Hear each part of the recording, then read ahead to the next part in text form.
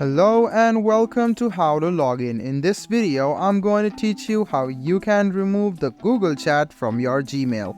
So, in order for you to do that, you must have your Google Chat application. If you don't have it, you can install it from the Play Store. So now let's go ahead and start the video.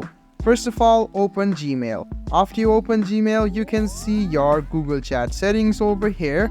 Now if you want to turn it off, go to the three horizontal lines on the left hand side, scroll a bit down and you will find settings. Go ahead and tap on settings and you must go into the mail settings. So make sure which mail you are using, check the mail and go to its settings.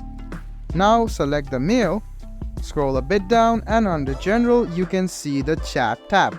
If you want to disable the chat tab, you can do that as well. Go ahead and tap on it, wait for a while, and as you can see, the chat tab has been removed from the Google Mail or your Gmail. So let me teach it to you once again. First of all, click on the three lines, scroll a bit down and find settings.